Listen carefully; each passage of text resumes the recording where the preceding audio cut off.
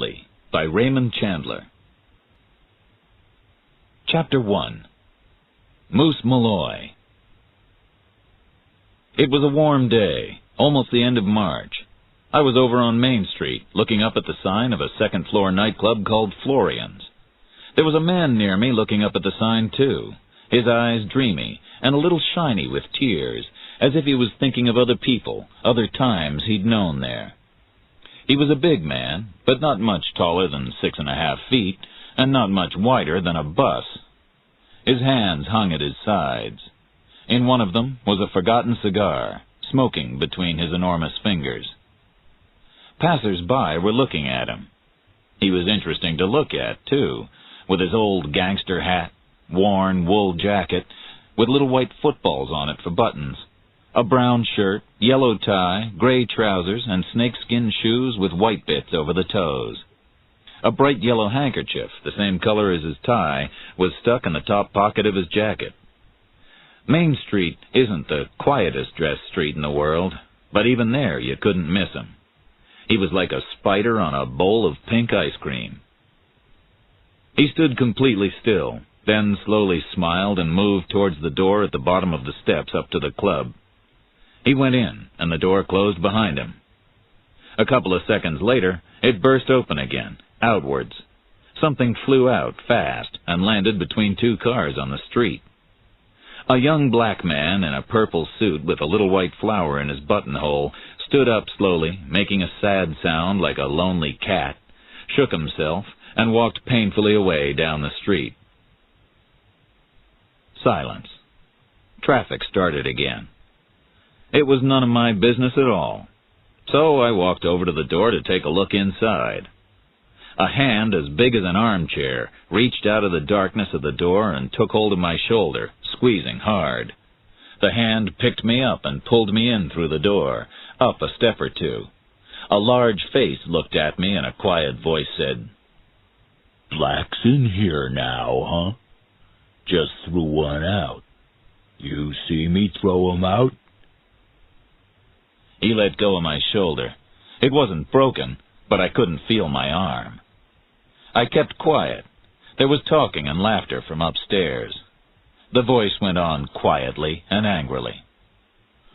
"Velma used to work here. My little Velma. Haven't seen her for 8 years. And now this is a black place, huh?" He took hold of my shoulder again, wanting an answer. I said yes, it was, but my voice sounded broken and weak. He lifted me up a few more steps, and I tried to shake myself free. I wasn't wearing a gun, but the big man could probably just take it away from me and eat it, so it wouldn't have helped. "Go up and see," I said, trying to keep the pain out of my voice. He let go of me again and looked at me with his sad gray eyes. "Yeah, good idea. Let's you and me go on up and have a drink or two." "They won't serve you. I told you it's for blacks only up there," I said, but he didn't seem to hear me. "Haven't seen Velma in 8 years. 8 long years since we said goodbye, and she hasn't written for 6. Don't know why. She used to work here. Let's go on up now, huh?" So we went up the stairs to the club. He let me walk, but my shoulder still hurt, and the back of my neck was wet. The talking and laughter stopped dead when we walked in. The silence was cold and heavy, like a stone. Eyes looked at us, heads turned. A big, thick-necked black with a flattened face slowly stood up straight near the bar, getting ready to throw us out. He came towards us. My big friend waited for him silently and didn't move when the black put his hand on the front of my friend's brown shirt and said, "No whites in here, brother. Sorry. This place is for blacks only." "Where's Velma?" That's all he said. The big black man nearly laughed. "Velma? No Velma here, white boy. She's not in the business anymore, maybe." "Velma used to work here," the big man said. He spoke as if he was dreaming. "And take your dirty hand off my shirt." That annoyed the black. People didn't speak like that to him, not in his job, throwing drunks out of the club. He took his hand off the shirt and then suddenly pulled back his arm and hit the big man hard on the side of the face. He was very good at hitting people hard, but this time it was a mistake. The big man didn't even move. He just stood there. Then he shook himself and took the black man by the throat. He picked him up with one hand, turned him in the air, put his other enormous hand against the black man's back, and threw him right across the room. He went over a table and landed with a crash against the wall. The whole room shook. The black man didn't move. He just lay there in the corner. The big man turned to me. "Some guys," he said, "are stupid. Now let's get that drink." We went over to the bar. In ones and twos, like shadows, the other customers were moving towards the door, getting out of there fast.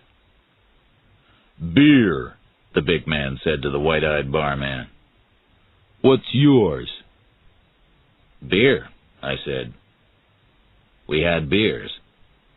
I turned and looked at the room. It was empty now, except for the big black man moving painfully out of the corner on his hands and knees, suddenly old and out of a job. The big man turned and looked too, but didn't seem to see him.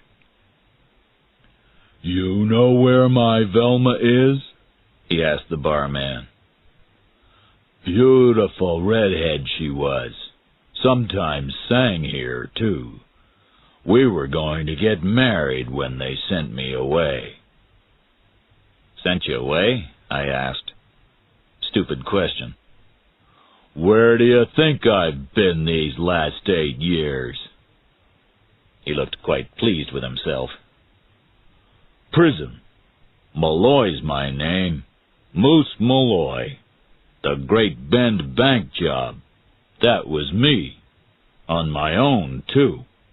$40,000. "You spending it now?" I asked, just trying to be polite. He looked at me sharply. I was lucky. Just at that moment, there was a noise behind us. It was the big, hurt black man going through another door at the other end of the room. "Where does that door go to?" Moose Malloy asked the frightened barman. "Boss's office, sir." "Maybe the boss knows where my little Velma is," said Malloy, and crossed the room to the door. It was locked, but he shook it open with one hand, went through, and shut it behind him. There was silence for a minute or two. I drank my beer, and the barman watched me. Then, suddenly, there was a short, hard sound from behind the door. The barman froze, mouth open, eyes white in the dark. I started moving towards the door, but it opened with a bang before I got there. Moose Malloy came through and stopped dead, a strange smile on his face. He was holding a gun. He came across to the bar. "Your boss didn't know where Velma is either. Tried to tell me, with this."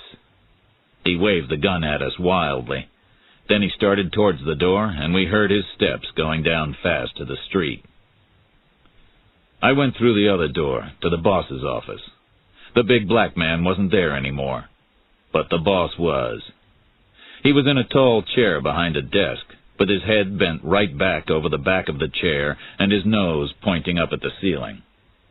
His neck was broken. It had been a bad idea to pull that gun out when he was talking to Moose Malloy. There was a telephone on the desk, so I called the police. By the time they arrived, the barman had gone, and I had the whole place to myself. Chapter 2.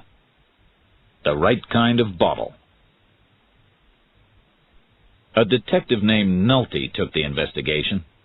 I went with him to the 77th Street police station, and we talked in a small, uncomfortable room which smelled of cheap cigars. Nolte's shirt was old, and his jacket was worn. He looked poor enough to be honest, but he didn't look as if he'd be able to face Moose Malloy and win. He picked up my business card from the table and read it.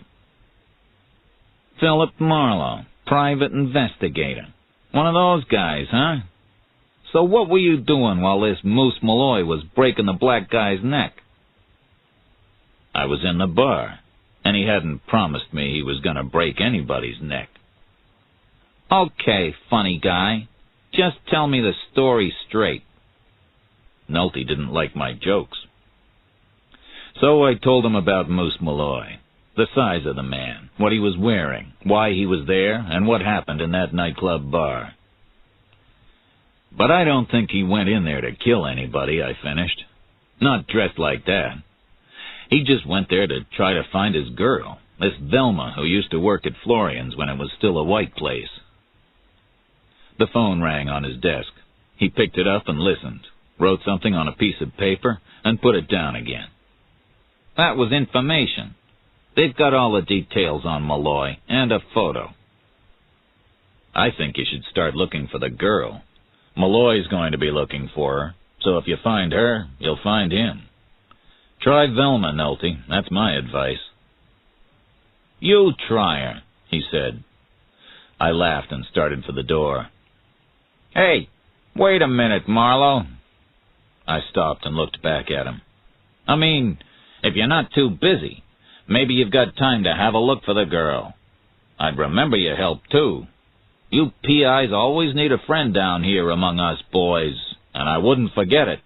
Not ever. It was true. I wasn't at all busy. I hadn't had any real business for about a month. Even this job would make a change from doing nothing.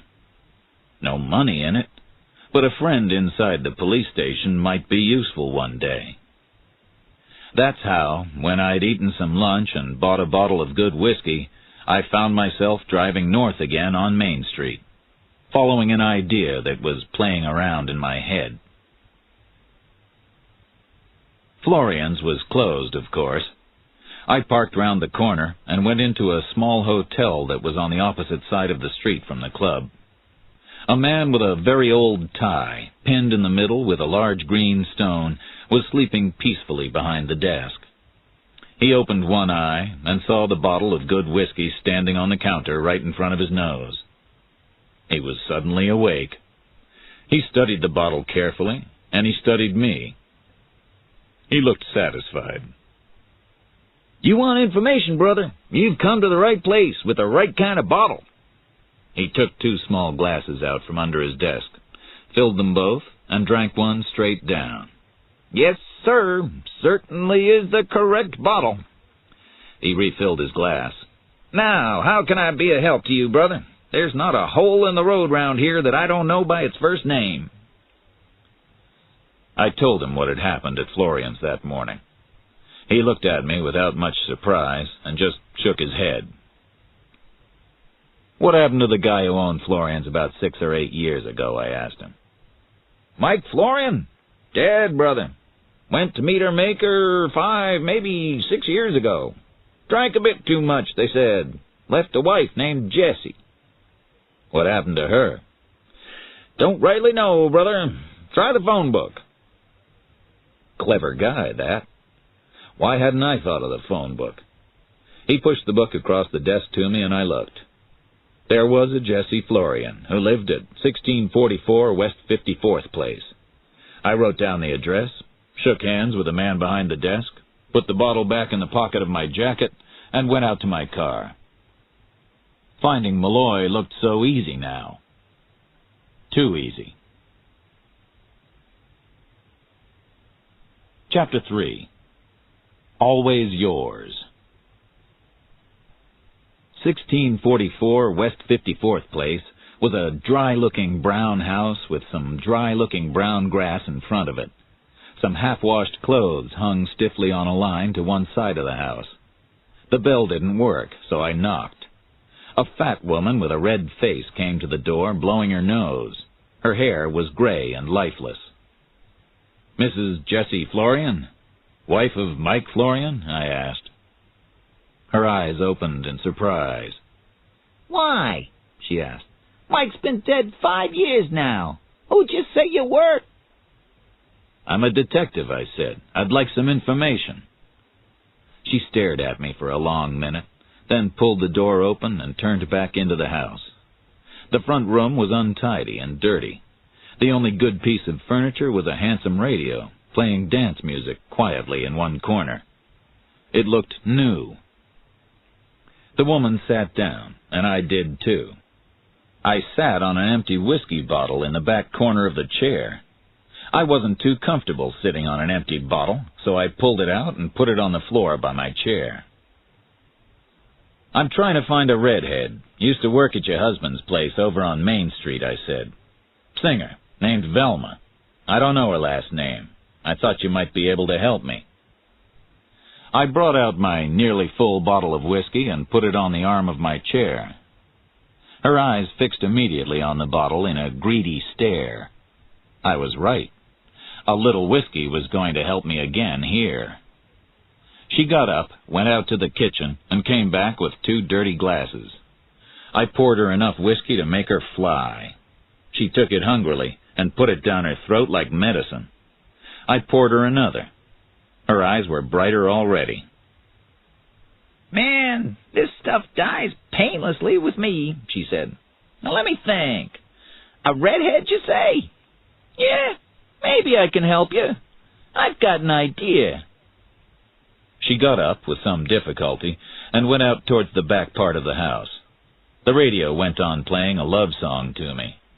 There were crashing noises from the room at the back. A chair had fallen over. I got up and walked quietly over. I looked round the edge of the open door. She was standing in front of a large open box, full of old books and pictures and envelopes. She took one envelope, fatter than the others, and quickly hid it down one side of the box. Then she picked up some others, shut the box, and started back to the front room. I was sitting listening to the music by the time she got there. She gave me a bright smile and handed me the old envelopes. Then she took the whiskey bottle and went back to nurse it in her chair. I opened the envelopes one by one and looked through the old shiny black and white photographs of singers and dancers and old-time jokers that were in them. 1 or 2 of them might have had red hair. You couldn't tell from the photographs. "Why am I looking at these?" I asked her. She was having some trouble pouring the whiskey into the glass now. Looking for Velma, you said. Could be one of those girls. She was playing games with me, laughing at me while she finished my whiskey. I stood up, walked across the room, and into the back room where the box was. There was an angry shout behind me. I reached down the side of the box, pulled out the fatter envelope, and went back into the front room. She was standing in the middle of the floor, her eyes angry and dangerous. "Sit down," I said. "You aren't playing games with Moose Malloy now. It's not that easy this time." "Moose? What about Moose?" The name had frightened her. "He's out of prison and looking for his girl. With a gun. He's already killed one guy who didn't want to tell him where Velma is." She went white, lifted the bottle to her mouth, and poured the rest of the whiskey straight down her throat. A lovely old woman. I liked being with her. I opened the envelope in my hand and took out an old picture of a pretty girl in a funny hat with hair that might have been red. It was signed, "Always yours, Velma Valento." I held it up in front of the old woman. "Why hide it?" I asked. "Why is it different from the others? Where is she?" I put the photograph back into the envelope and put the envelope into my pocket. "She's dead. She was a good girl, Velma was. But she's dead. Now get out of here. I'm old and I'm sick. Get out." She suddenly lifted the empty bottle and threw it at me. It went off into a corner and banged against a wall. Then she sat down in her chair, closed her eyes, and went to sleep. The radio was still playing in the corner. I went out to my car and drove back to the 77th Street police station, to Nulty's smelly little office. Nolte was sitting there looking at a police photograph of Moose Malloy. I told him about my visit to the hotel on Main Street and to Mrs. Florian with my bottle of whiskey. I told him about the dirty house and the new $60 radio in the front room there. And I showed him the photograph of Velma Valento. "Nice," he said. "But what's happened to her?" "Dead. That's what the Florian woman said. But then why did she hide the photo? I think she's afraid of Moose. I think she's afraid that Moose thinks she's the person who told the police about his bank job and got him put away in prison for 8 years. Somebody told them. Maybe he knows who it was. Maybe he wants to find that person. But it's your job to find out what's happening here," I said. "I'm going home." "Hey, you aren't leaving me in this mess, are you?" he asked. "What's the hurry?" "No hurry at all," I said, "but there's nothing more I can do." I walked to the door and out. Nolte didn't even say goodbye. Chapter 4. Purissima Canyon. I was back in my office at about 4:30 when the phone rang. A cool voice said, "Philip Marlowe, the private detective?" I said, "Yes, maybe." The voice introduced itself. "My name's Lindsay Marriott. I live at 4212 Cabrillo Street. I'd be very happy if you could come and discuss something with me this evening." "I'll be there," I said. I needed a job. "What time?" He said 7.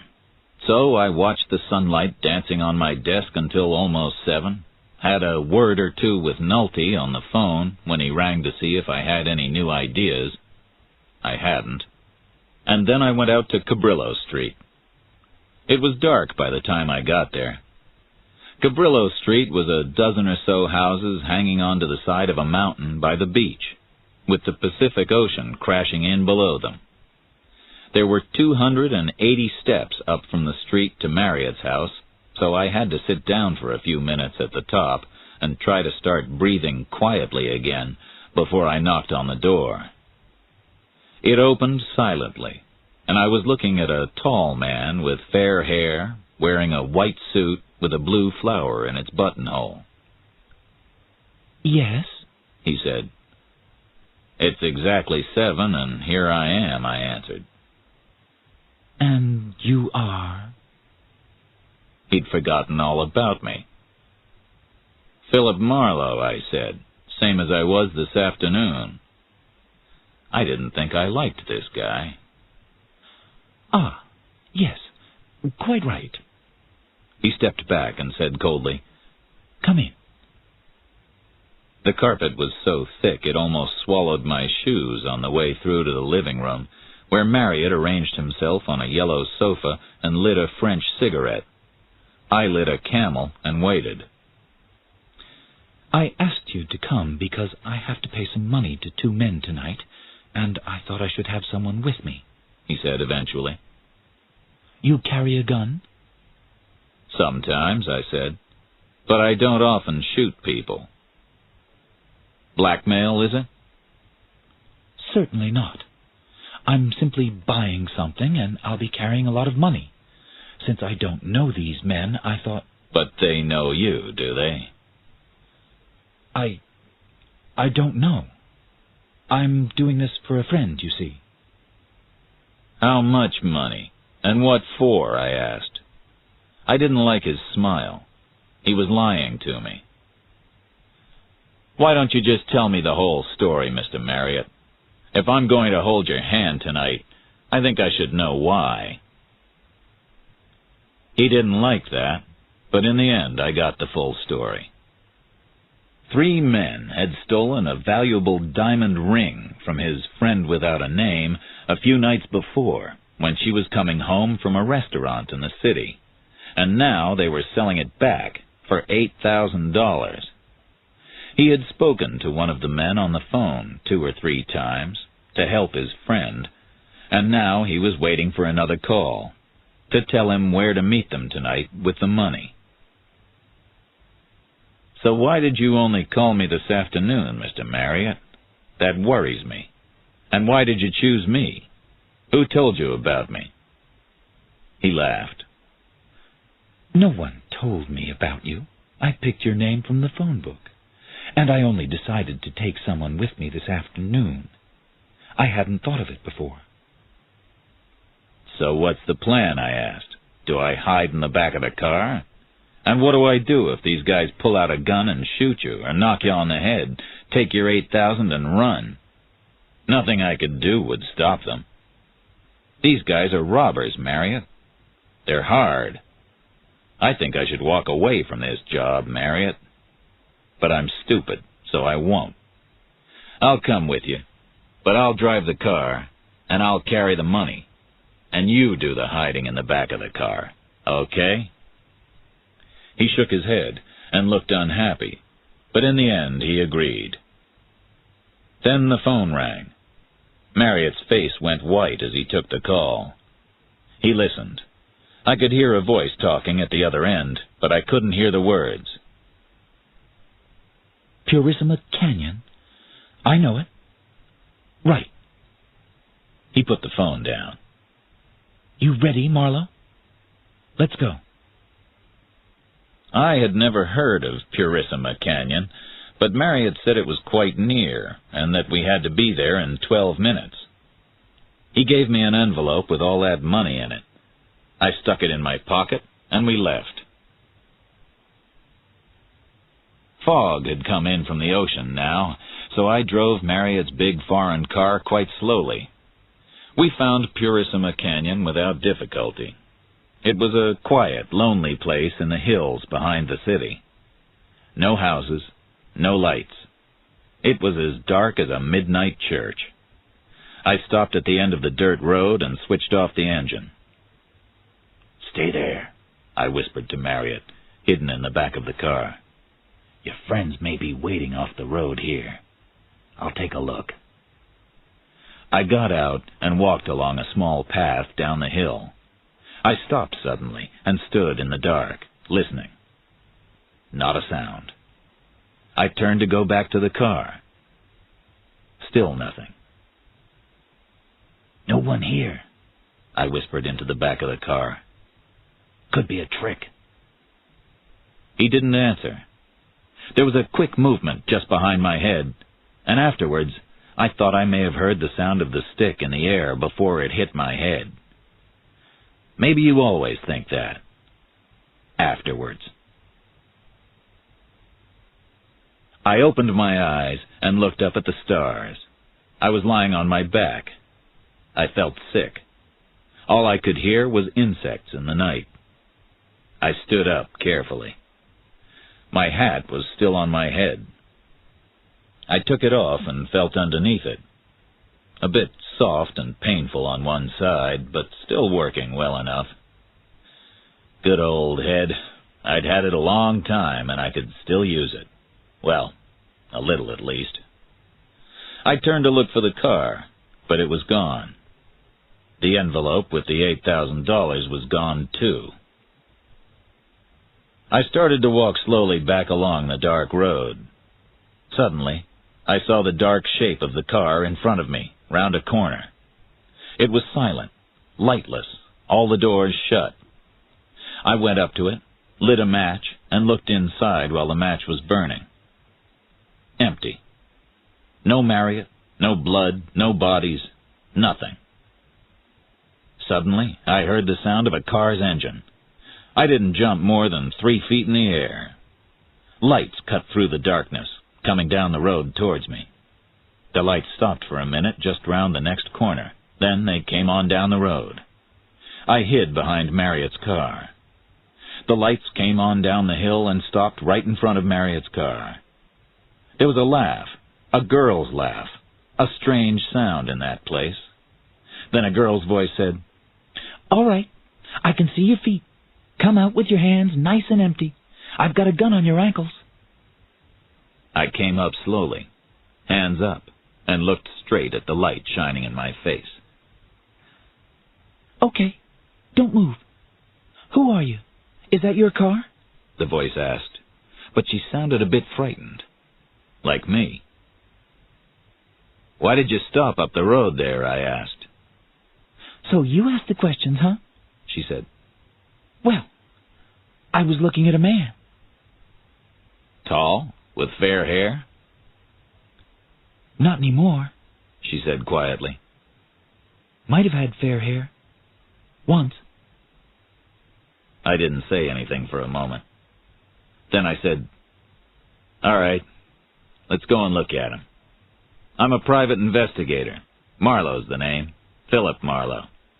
My card's in my wallet. Shall I get it out and show you?" "No. You just walk in front of me, and we'll go and take a look at what's left of your friend." I turned away from the light and went on up the dusty road round the corner. The girl with the gun was right behind me. Chapter 5. Don't Call Me Annie. She shone her light on the body. His fair hair was dark with blood now, and more of it ran from the corner of his mouth. He wasn't pretty to look at.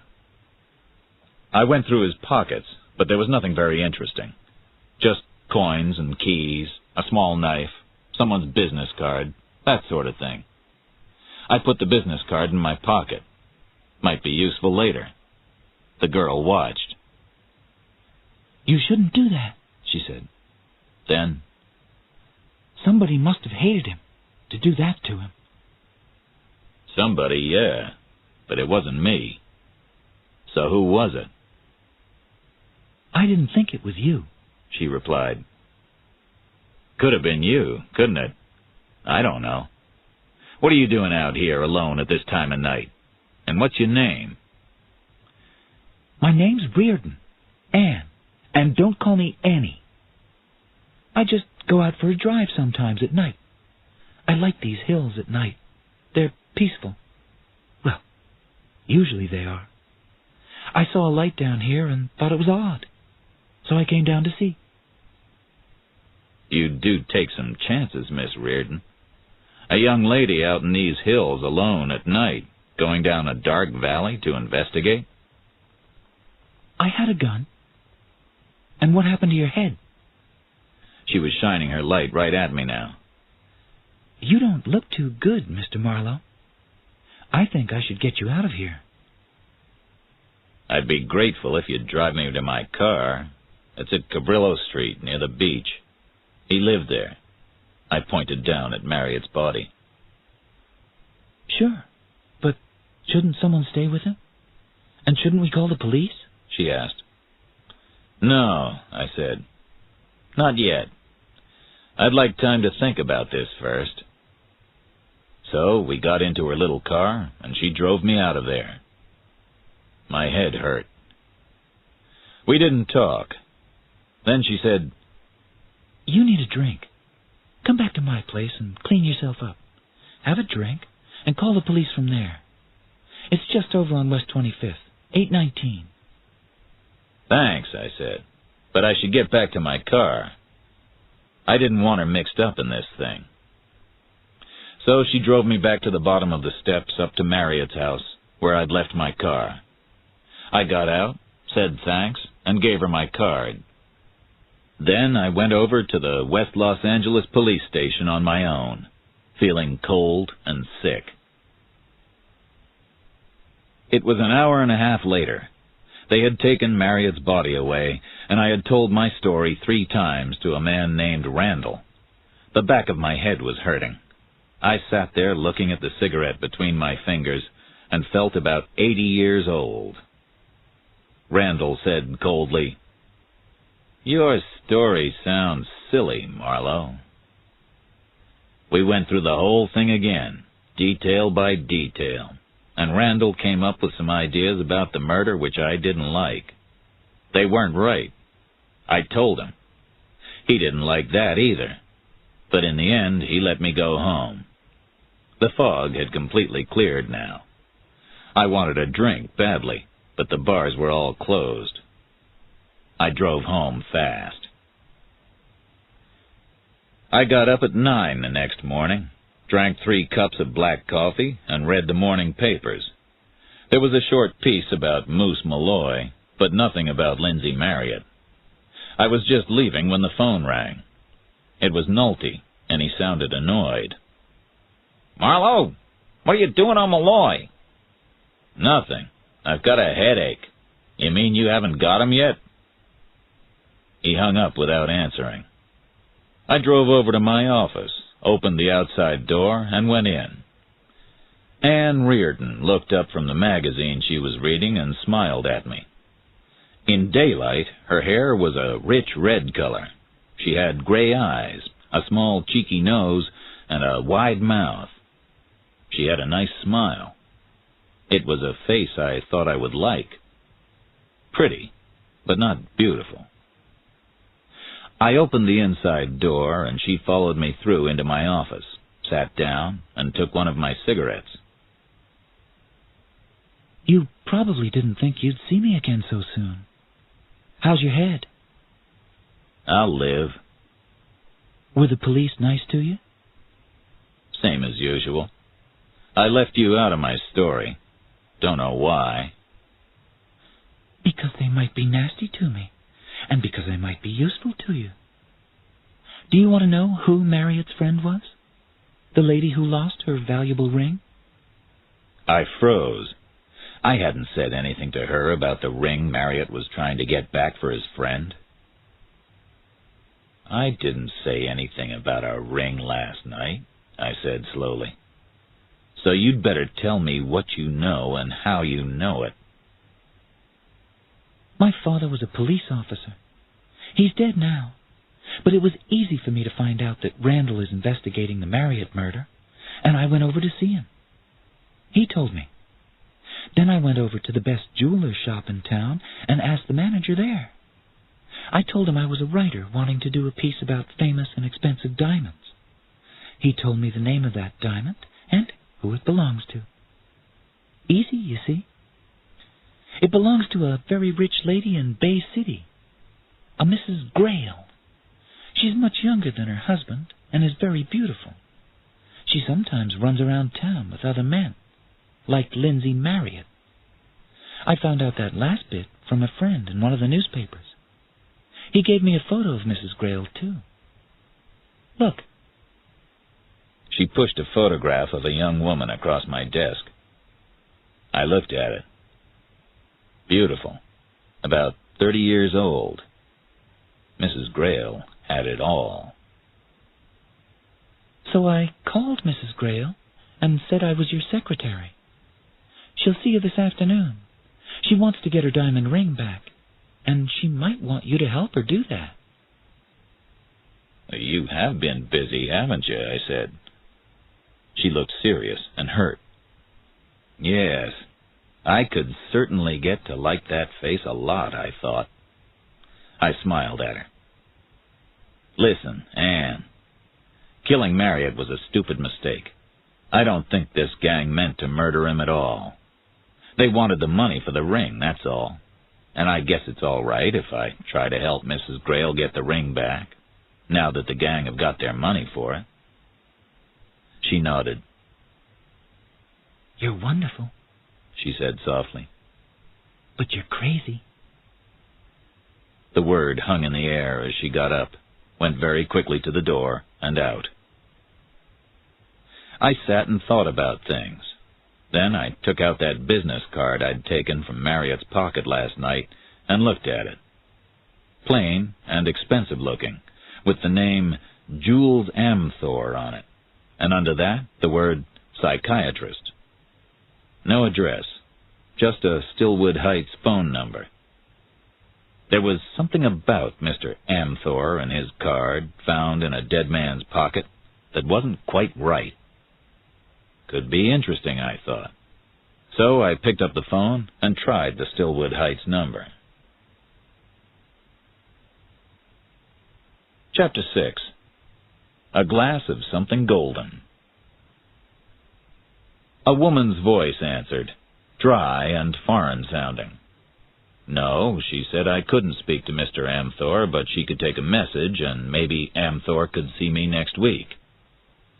I spelled out my name, address, and phone number for her, and then said I wanted to see Amthor about Lindsay Marriott.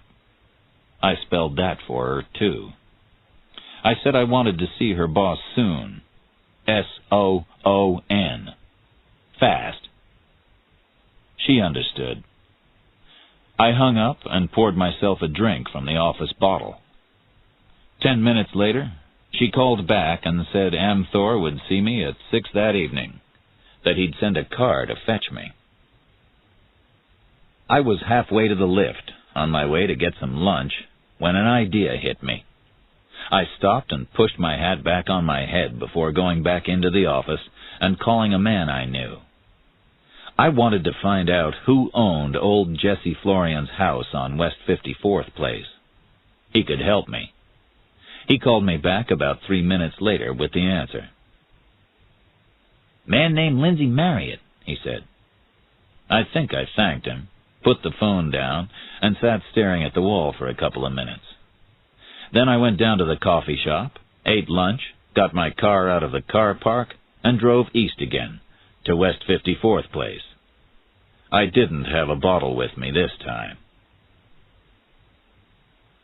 I went first to the house next door, where an old woman lived and watched everything in the street from her windows. She would have some answers. I asked her if a big man had been into Mrs. Florian's house the day before, and she described Moose Malloy to me exactly. She also said Mrs. Florian always received a letter by special delivery on the first day of every month. Tomorrow was the 1st of April. April Fool's Day. I asked her to be sure to notice if the special letter came as usual, thanked her, and walked across to the house next door. No one answered when I knocked and rang. I tried again. No answer. The door was open, so I went inside. The radio was turned off, but Mrs. Florian was there, in the bedroom, in bed. She opened her eyes slowly and looked at me. "Good afternoon, Mrs. Florian," I said. "Are you sick?" "You get him?" she answered. "Who? The moose? No, not yet, but we will. Why? You frightened of him?" No answer to that. I put a Camel in my mouth and waited. "One thing," I said after a minute or two. "I found out who owns this house. Lindsay Marriott." Her body went stiff under the bedclothes, like wood. Her eyes froze. Suddenly, she threw back the covers and sat up with her eyes flaming and pointed a little gun at me. But I was too quick for her. I stepped backwards through the door and out. "Think about it, Mrs. Florian," I shouted back over my shoulder. I went out of the house fast, but nothing happened. She probably couldn't walk straight enough to follow me and shoot me in the back. I drove away.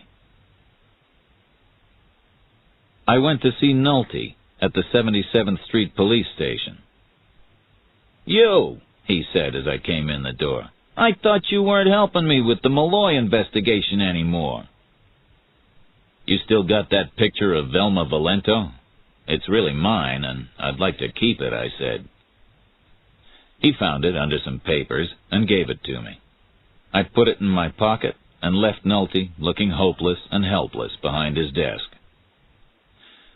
The phone was ringing as I walked back into my office. It was the rich and beautiful Mrs. Grail, Marriott's friend who had lost her diamond ring so carelessly, and she wanted to see me as soon as possible. She gave me her address, Astor Drive, Bay City. I was there almost before she'd said goodbye. Astor Drive was full of nice big houses near the ocean. The man at the gate of the Grail's place was ugly and unfriendly, but he let me in eventually, and I parked next to the 5 or 6 cars in the driveway. The house itself wasn't much, smaller than Buckingham Palace. I rang the doorbell. A manservant opened it, and showed me into a large, expensive room. The 3 people in there stopped talking when I came in. One of them was Anne Reardon, holding a glass of something golden in one hand. Another was an older man with a sad face, and the third was Mrs. Grayle. She was better than her photograph. Perfect. A dream, in fact. And she was giving me an interesting smile. "Nice of you to come, Mr. Marlowe," she said. "This is my husband." I shook hands with Mr. Grayle and smiled at Anne Reardon, wondering what she was doing there. Mr. Grayle poured me a whiskey and then left. Anne Reardon said she had to be going too. She left too, without another look at me. "Do you think you can help me?" Mrs. Grayle asked. "I'd be so happy if you could help. I was so shocked to hear about Lynn Marriott. Poor Lynn." Who knew the true value of that diamond ring, I asked. Did he? "I've wondered about that," she replied, her face getting a hard look on it. "He was with me that night, so he knew I was wearing the diamond on my hand all evening." "And what happened out there? How did these guys take it off you?"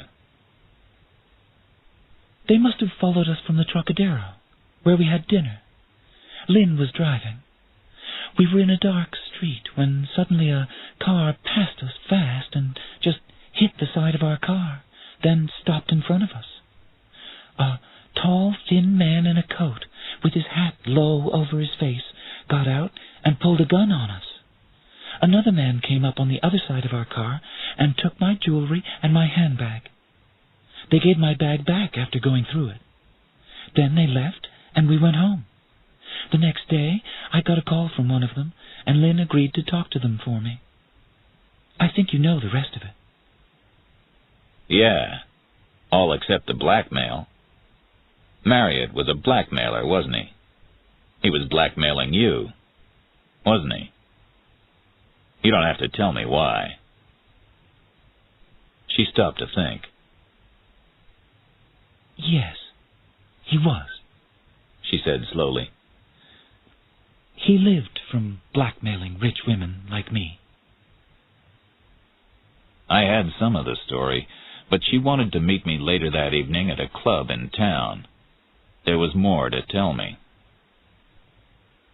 I drove out of the gate, waving to the ugly man there, and stopped just outside when I saw Anne Reardon's car standing at the side of the street. She gave me a nice smile. "Who told you Marriott played his lady friends for money?" I asked her. "Just a guess," she said. "You probably want me to stay out of this business, don't you? But I thought I was helping a little. Sorry if I wasn't. It was nice to know you anyway." And she started her car and drove away fast down the street. I watched her go. It was nearly 6 when I reached my office again. I lit a cigarette and sat down to wait. Chapter 7. The House on the Hill. The man smelled. I could smell him from the other side of my office when he came in. Mr. Jules Amthor's driver. He gave me one of Mr. Amthor's cards, but I'd seen one before, in a more interesting place. He also gave me $100 from Mr. Amthor. That was interesting. I locked the office, and the man drove me over to Stillwood Heights, getting green lights all the way. Some guys are lucky like that. We drove up a long driveway with bright red flowers down the sides and stopped in front of a large, lonely house right on top of the hill. The man opened the door for me, and I got out. He led me into the house, into a lift where his smell was even worse than before, and up. There was a desk with a woman behind it when we stopped and the doors opened. She was the owner of the voice on the telephone. I gave her the $100. "Sorry, It was a nice thought, but I can't take this. I have to know what the job is before I take any money for it. She nodded, stood up, and pressed a button on the wall. A hidden door opened noiselessly and closed again after I'd gone through it without her. There was nobody in the dark room I was now in. I stood for 30 seconds, wondering if someone was watching me. Then another door opened quietly on the other side of the room, and a tall, thin, straight man in a black suit walked in quickly and sat down on a chair by a table in the middle of the room. "How can I help you?" he asked. His eyes, deep and very black, seemed to look at me without seeing me, without feeling anything. "You seem to forget why I came," I said. "By the way, I gave that $100 back to your secretary. I wanted to know why your card was found in the pocket of a dead man last night." His face didn't change. "There are things I do not know," he said after a second or two. "And this is one of them. Anybody can take one of my cards." I almost believed him. Almost, but not quite. "Then why did you send me $100, I asked. "My dear Mr. Marlowe," he said coldly, "I am not a fool. I am in a difficult business, always in danger from doctors who do not believe in my work as a psychiatrist.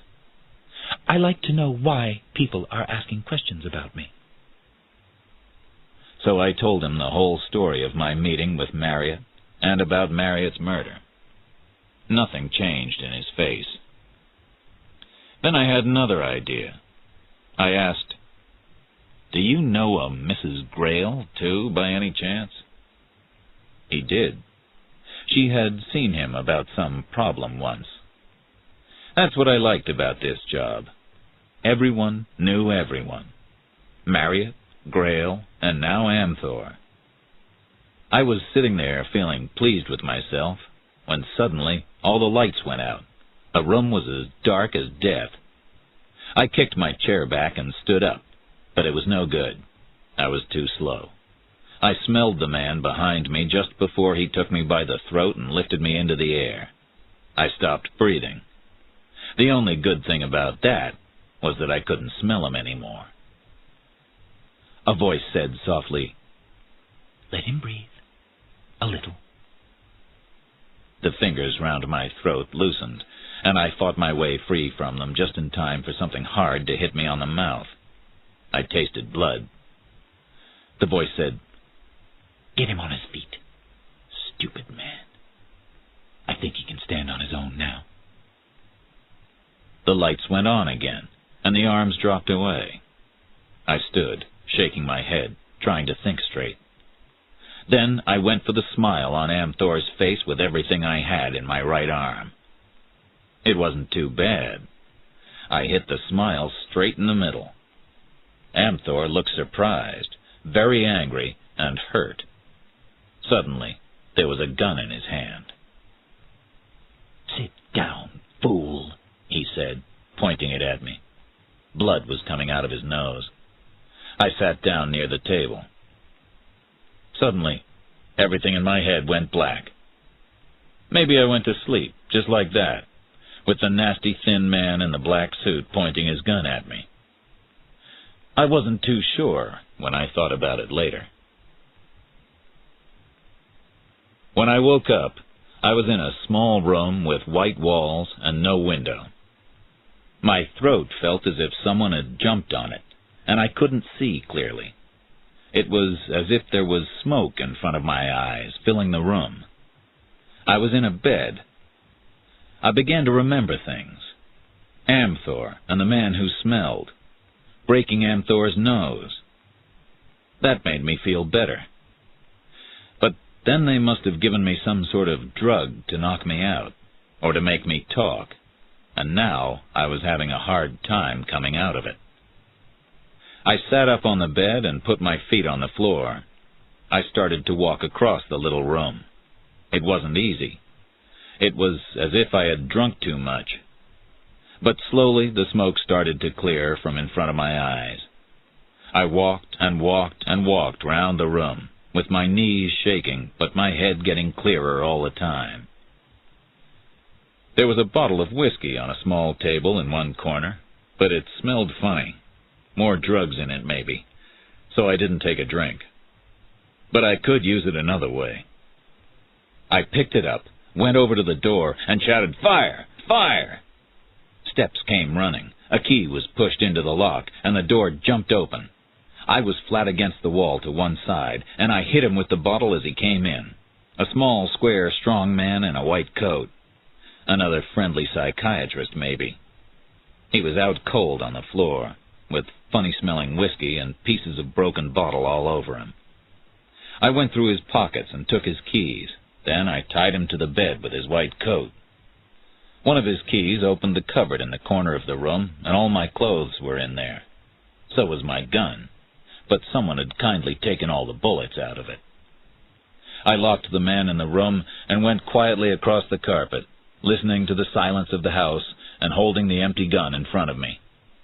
There was an open door with a light on in the room, just in front of me. I heard a man cough. Very carefully, I looked into the room. He was reading a newspaper. I could only see the side of his face. He needed a shave. But Mr. Moose Malloy was having a nice, comfortable time hiding in this place, wherever it was. It was time for me to get out, though, to go far away, fast. So I left him there and moved quietly on. I walked on quietly through the empty house, past rooms with white walls and medicine bottles and metal tables with instruments on them. I saw a clock which told me it was almost midnight, but I didn't meet any of the lovely people who worked in the place. At last, I came to the front door. It wasn't locked. I walked out into the night. It was a cool night, no moon. The house was on the corner of a street. The sign said Descanso Street. I started to walk as fast as I could, listening for the scream of police cars coming to take me back there. But nothing happened. I knew I was somewhere near the address Ann Reardon had told me for her apartment, at 819 25th Street. I worked my way across the streets towards it, and then realized I was still holding my gun in my hand. I put it away fast and kept on walking. The fresh air helped. I started to feel a bit better. The light was still on at number 819, so I rang the bell. A voice from behind the door said, "Who is it?" "Marlowe." The door opened, and Ann Reardon stood there looking at me. Her eyes went wide and frightened. "My God," she cried, "you look like a ghost." Chapter 8. Brains Behind the Business. I was half sitting and half lying in a deep chair in her comfortable living room with its pleasant furniture and curtains. Anne sat opposite, her eyes dark and full of worry. She had made me 3 cups of black coffee and 2 eggs with some toast, and I had told her some of the story, but not all of it. I had not told her the bit about Moose Malloy. "Amthor's a nasty, hard guy," I said, "but I don't think he's clever enough to be the brains of the Jewel gang. Perhaps I'm wrong, but my guess is that I wouldn't have got out of his little hospital if he was boss of a gang like that. I'd be dead." "But he's frightened of something, isn't he? He doesn't like the questions you're asking." I nodded. I think Marriott carried Amthor's card in his pocket that night exactly because he wanted it to be found if anything happened to him. So we know that the jewel robbery had something to do with Marriott's murder, and I'm beginning to think Amthor had something to do with the jewel robbery. But I don't think he's the top man. Her smile was warm, but as sharp as a razor at the same time. "I forgot you were such a great detective. You get blood all over your face, you get yourself locked up in a hospital for 2 days, shot full of drugs, and after all that, you arrive at the most obvious answer. Wonderful." I stood up. Yeah, I'm a little slow and tired tonight. Would you be kind enough to drive me to a taxi stand? I need a good night's sleep so that I can think out a better answer. And I don't want to stay anywhere too near those guys in that hospital. People around there don't seem to like me too much. She went quiet. You could stay here and... You promise you'll lock your door? She went red and stood up. Sometimes I think you're the greatest thing I've ever seen, and sometimes I think you're the worst, the lowest. You're sick. She walked out of the room fast and came back with her coat on, her red hair looking as angry as her face. She drove me all the way home, silent and angry, and when she dropped me at the door of my apartment, she said goodbye in a frozen voice. She drove away before I had my keys out of my pocket. In the morning, I felt a lot better. My head still hurt and my tongue still felt dry and sticky inside my mouth, but I'd known worse mornings. My left foot felt fine. It didn't hurt at all. So I kicked the corner of the bed with it on my way to the bathroom. I was just calling myself some very rude names when there was a loud knock on the door. Police Detective Randall stood there. Brown suit, hat, very clean and tidy, and a nasty look in his eye. He pushed the door and I stood back. He came in and looked around. "Where have you been, Marlowe? Wanted to talk to you." "I've been sick, in a hospital." I lit a cigarette. "And I haven't had my morning coffee yet. I'm not feeling too friendly." "I thought I told you to keep out of this investigation. Leave it alone, didn't I? I could make trouble for you, but I haven't. You know why?" "Yeah, you couldn't find me." Very slowly, he took a packet of cigarettes from his pocket, trying to control himself. His hand was shaking when he lit his match. I went out to the kitchen to make some coffee. He didn't like that either, but he followed me out. "This Jewel gang has been around Hollywood for the last 10 years, he said. "This time they went too far. Killed a man. I think I know why." I got the cream from the refrigerator, poured 2 cups of coffee, and we sat down. "Was that a joke about being in hospital?" he asked. "No. I ran into some trouble over at Stillwood Heights, and some kind people put me in a hospital just over the line in Bay City. Place for drink and drugs problems. Nice little place. Shot me full of drugs and kept me there for 2 days until I woke up and walked out to see a friend." "Bay City," he said. "Man named Jules Amthor? Why'd you take that card, Marlowe? You should have told me about it. You see, your friend over in Bay City, the redhead, she told me. She likes you. She was hoping to get you out of a tight corner with me. Her father was a police officer, remember?" "Ah, hell. Trying to help me. Nice girl. Not my type, though." He smiled his first smile of the day. He probably only let himself have 4 smiles a day. I could see he didn't believe me, so I went on. "This is what I think, if it's any use to you, Randall. I think Marriott was a blackmailer of rich women. Mrs. Grail told me so.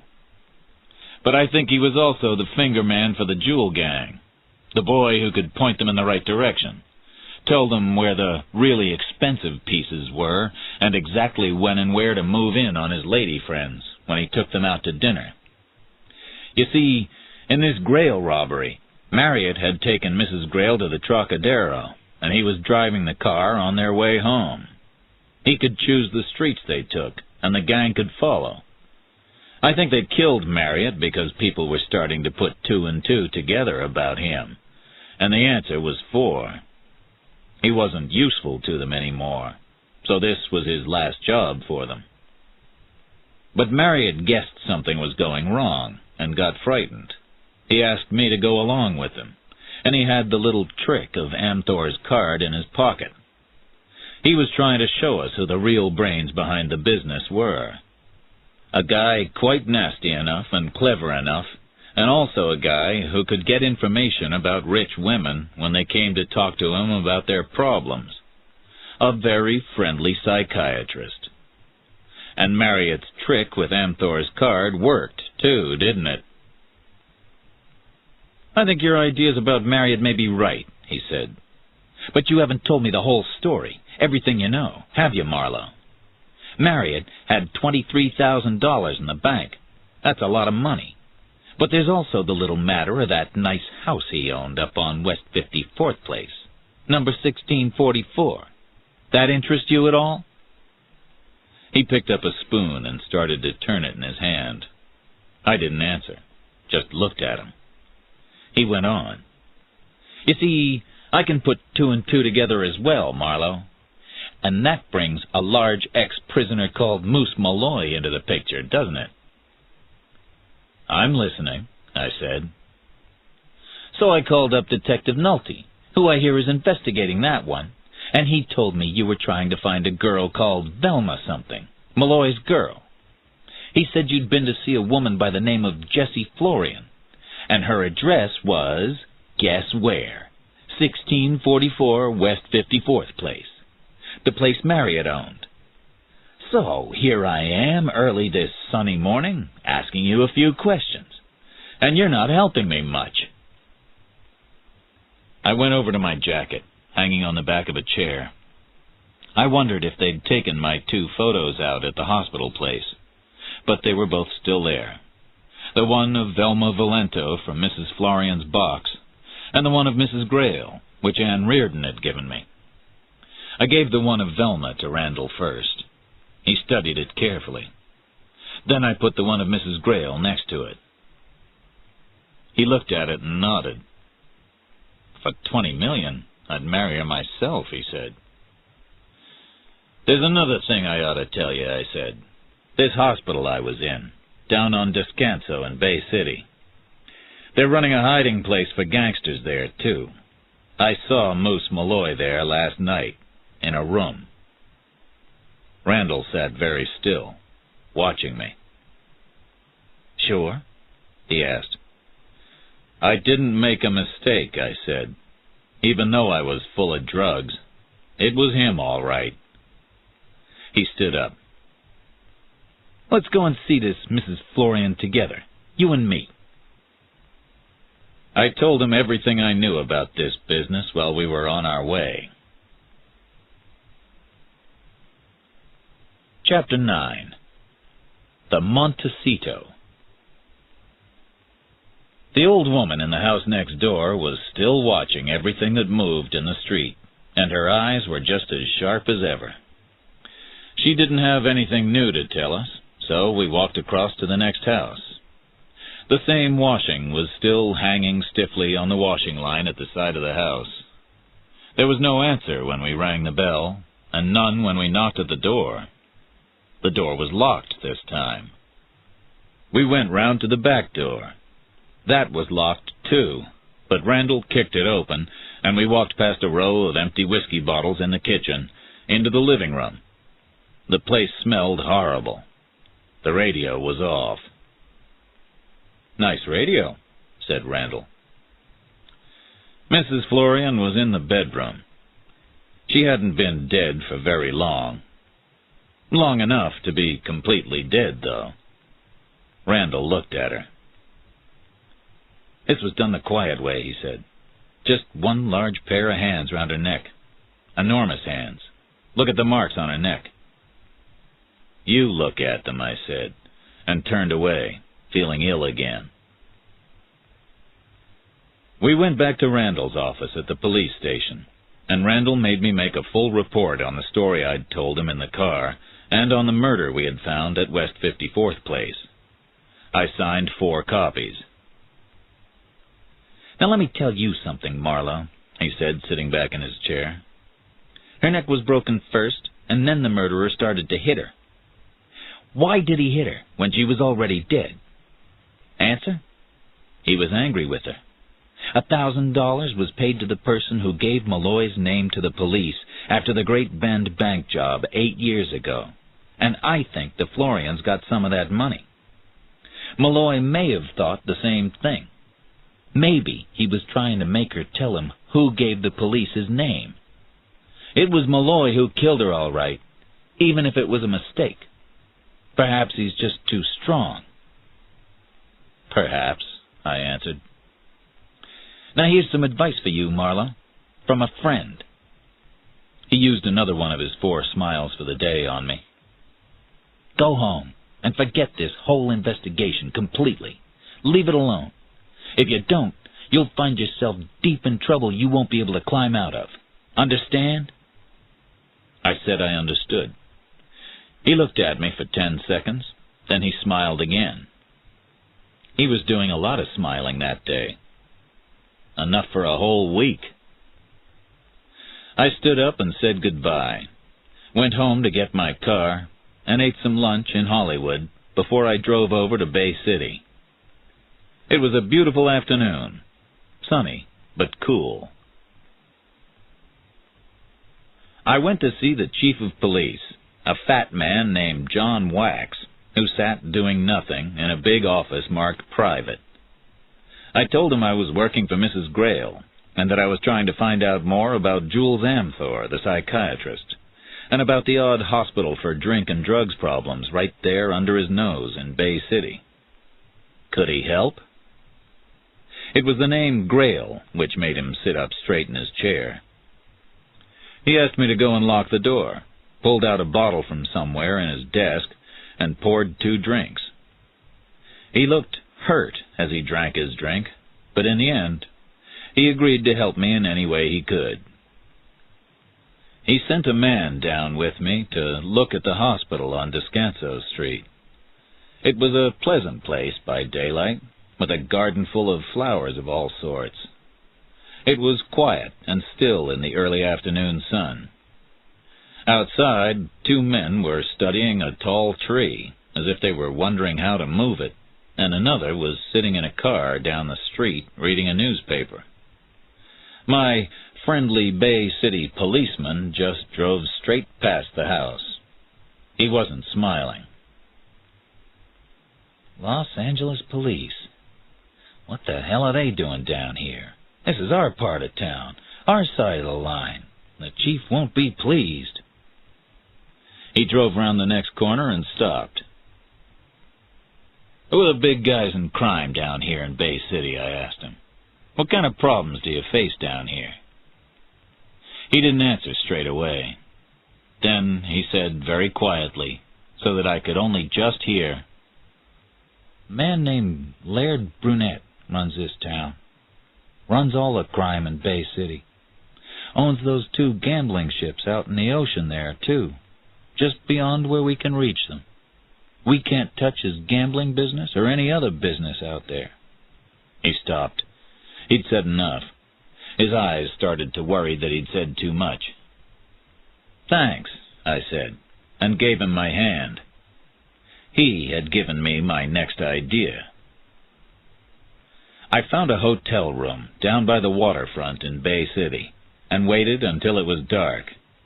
I could hear people talking together and cars passing along the street outside. I thought about the whole story of Malloy and Velma, Marriott and the beautiful Mrs. Grail, the attractive Miss Anne Reardon, the slow and stupid Nulty, the fat and lazy John Wax, and the clever and deadly Detective Randall. I thought of psychiatrists and jewel gangs and hard men who took me by the throat and tried to stop me breathing. I thought about a lot of things. It got darker. I needed a drink. I needed a holiday in the sun. I needed a home in the country, and I needed a friend. But all I had was a coat and a hat and a gun. I got up, washed my face, and got ready for the night's work in front of me. Outside, I walked slowly along the seafront and back again, watching the faces in the crowd and the lights of the 2 gambling ships out there on the dark ocean. A hamburger seller was shouting, "Get hungry, friends, get hungry! Nice fat hamburgers here, get hungry!" I stopped and asked him the names of the 2 ships. "Montecito and Royal Crown," he said, looking at me with careful eyes. "Why are you interested?" I laughed and waited while he served a young couple with hamburgers. Then he came close and said quietly, "You want to hide out there? It'd cost you a lot, friend. Not less than $50 to take you out there. The Montecito's the one you'd want." I left him wondering why I had asked him at all, and walked further along the seafront, found a place to have dinner, and sat down with a drink. The dinner tasted like a postman's sack, and the waiter looked as if he'd cut my throat for $1. But the drink was good. I took a water taxi out to the Montecito for $0.25. It was a long way out over the dark sea. I stared at the orange lights of Bay City getting further and further away, disappearing now and then as the boat rode down between two waves. When we arrived, a dark-eyed young man in a blue jacket stepped in front of me as I went up the steps. "Sorry, mister. No guns on the boat." "It's part of my clothes," I told him. "I'm here to see Mr. Brunette on business." "Never heard of him," he said, with a face like stone. "Get back in the taxi and get on your way. Fast. We're not in Bay City now. We're not even in California. So move." I got back in the boat. Blue Jacket watched me with a silent smile. The taxi man didn't say a word the whole way back. As I got off at the waterfront, he handed me $0.25. "Some other night, maybe," he said in a tired voice. There was a very big guy with red hair, dirty shoes, and torn sailor's trousers in the crowd waiting for the next taxi. He didn't fit in at all. As I went past him, he took my elbow. I stopped. "What's the matter with you?" I asked. I wasn't feeling polite, even though he was 3 inches taller than me, and heavier, too.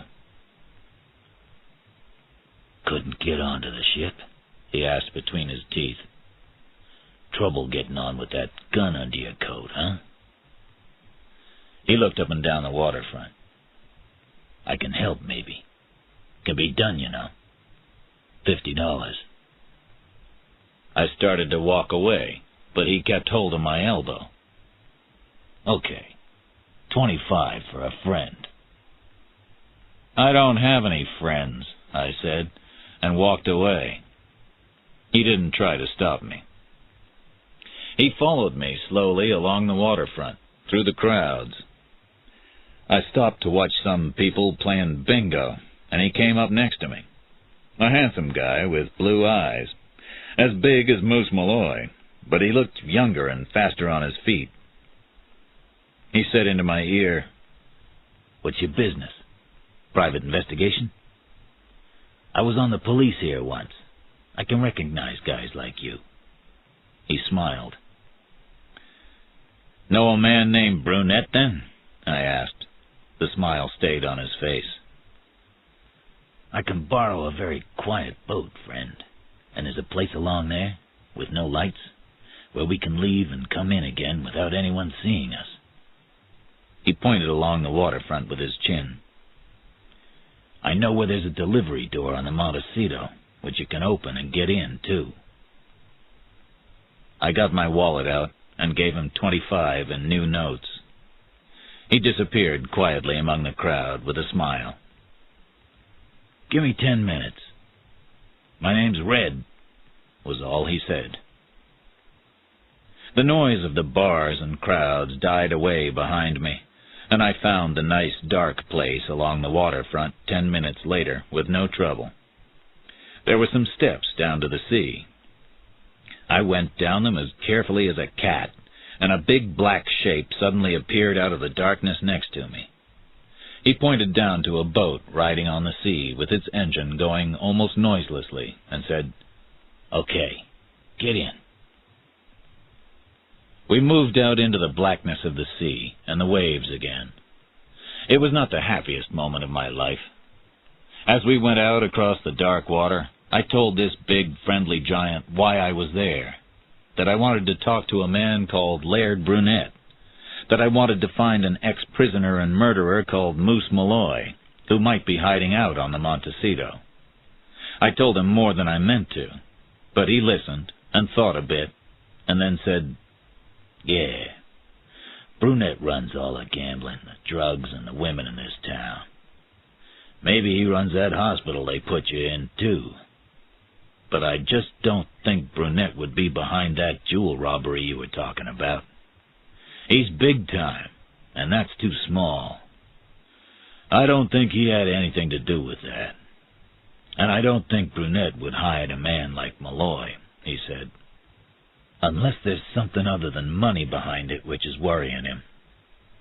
He moved his hands on the wheel of the boat and said, "I don't like these guys at all. I really hate them, in fact." So I had a friend. We moved quietly in towards the enormous black side of the Montecito.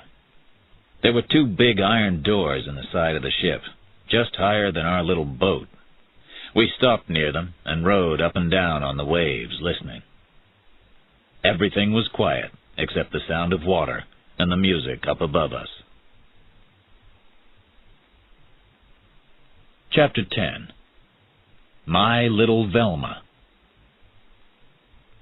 Red threw a rope up over the side of the Montecito and pulled himself up quietly to the 2 iron doors. There was a sound of metal over my head, and then I started up the rope. It was the longest journey I've ever made. It finished inside the oily, bitter-smelling darkness of the ship, with rats running across the boxes and ropes on the floor. A voice next to my ear said quietly, "From here, we go straight up through the engine room. There'll probably be 1 guy in there. Might have a gun, but that's no problem. Then I'll show you the way up to the gambling rooms. That's where you're going to find Brunette. I'll wait for you in the engine room. You may need some help up there." "You got family on this ship or something?" I asked, but he was already in front of me, the rats running away from his enormous feet in the darkness. The man in the engine room was no problem, as Red had promised. He hit him hard, once, and caught him as he fell. Then he showed me the stairs up to the music and the people. "How long will you be?" he asked. "Dunno. An hour or less, I guess. But don't wait for me. Get out now.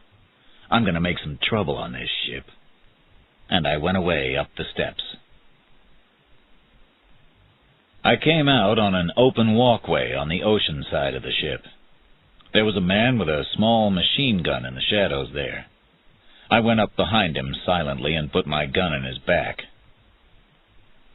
"I have a very loud gun," I said, "but it doesn't have to go off. All I want is to talk to Brunette. Now why don't you show me the way, nice and peacefully?"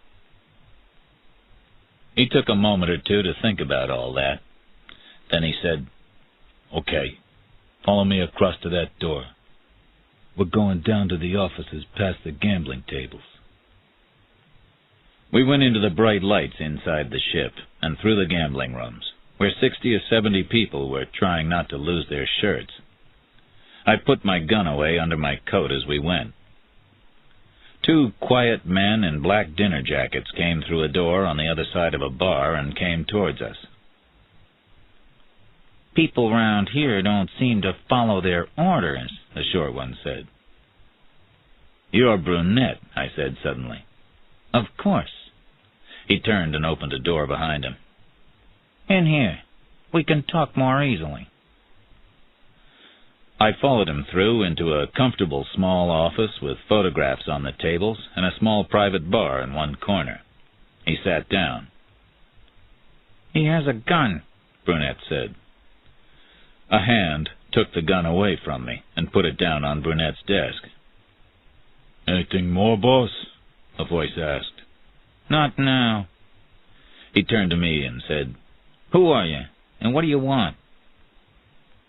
"My name's Marlowe. I'm a private detective, and I want to talk to a man called Moose Malloy. I'm investigating a murder. The murder of a man named Marriott. That murder has something to do with another one, of an old woman, which was done by Malloy. Malloy was staying at a hospital for drug problems over in Bay City, hiding from the law, and now he's disappeared. I think he could be hiding here on your nice gambling boat. You're simple, Burnett said. Why should I hide gangsters here? I'm in another business. Sorry, but I can't do anything for you. But I'd like to know how you got onto my ship. I just can't remember. You do take some terrible chances, Mr. Marlowe. He smiled a nasty, cold smile. Just give this to Malloy first, I said, and I reached across his desk, took a card, and wrote 5 words on it. It'll mean something important to him. Okay, he said. If I can get this to Malloy, I will. I don't know why I'm doing it for you. He pushed my gun back across the desk to me and stood up. But I promised nothing, Marlowe. He put out his hand, and I shook it. I went back to Bay City, the ordinary way, in a water taxi. There was already a new man at the top of the steps. Blue Jacket was gone. I wondered if he was already dead or working down in the engine room for letting me get onto his boss's ship with my gun. Back on the waterfront, I found Red. "Get you, man?" he asked. "No, but I think Brunette will find a way to get a message to him for me. Could take hours, could take days. I might never find him. Alive." I drove back to my apartment in Hollywood and called the Grail number. Mrs. Grail agreed to come over to my apartment and go out somewhere for a drink. Then I lay down on my bed and tried not to go to sleep. I failed, though. I could have slept for a week. I woke up slowly and stared at the light of the lamp on the ceiling.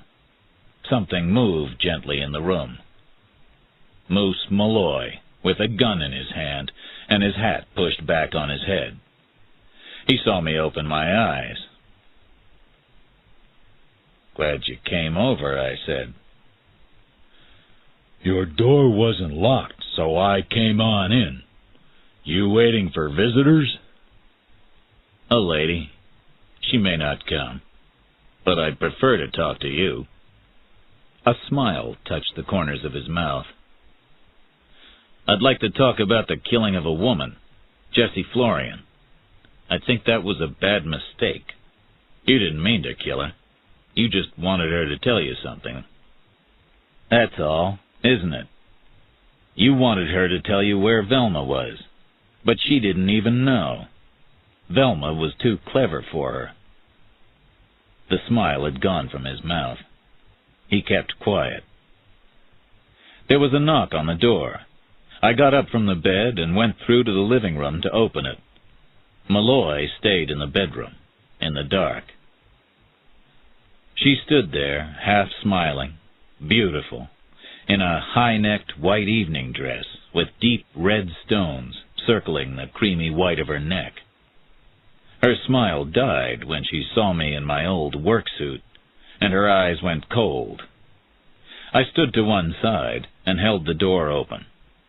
She walked in past me, and then turned quickly, annoyed. "Have a drink," I said. "Then let's talk. Not about stolen diamond rings, but about murder." I went through to the kitchen and mixed some drinks, leaving her staring at my back. When I came back, she was sitting coolly in my best chair, blowing smoke from her cigarette up at the ceiling. "Personally, I don't believe that Lindsay Marriott was the finger man for a jewel gang, though that's what the police seem to think," I began. "And I don't think he was a blackmailer either. Funny, isn't it, Mrs. Grail? And I don't think he was killed by any gang, or that he was going to Purissima Canyon that night to buy back a diamond ring for you. I don't think a diamond ring was ever stolen, in fact. I think he thought he was going there to help someone with a murder. But in fact, he was going there to die. Someone wanted Lynn Marriott dead. Her smile was like broken glass now. Suddenly, she wasn't beautiful anymore. She was wild and very dangerous. All she said was, "And who did he think he was going to help murder, Mr. Marlowe?" "Me, Philip Marlowe. And I'll tell you why. Simply because I was trying to find a girl who used to sing at a nightclub over on Main Street, a place called Florian's. Her boyfriend was looking for her, too, an ex-prisoner named Moose Malloy. Perhaps I was helping Malloy find this girl, and I was starting to ask all the wrong questions. So he was told I had to die." She nodded and said, "Very interesting. If I knew what you were talking about." "And you do," I said. We stared at each other. She had her right hand inside her little white handbag now. I knew what she held in it, but she wasn't ready yet. These things take time. "Let's stop playing games, shall we, Mrs. Grail? A girl who came up the hard way eventually married a very, very rich man and went to live with him at his place near the ocean. Astor Drive. But one day, an old woman recognized her, and this old woman started to blackmail our beautiful young lady. The old woman had to be kept quiet. Marriott helped his beautiful friend by paying some money to the old woman on the 1st of every month, special delivery.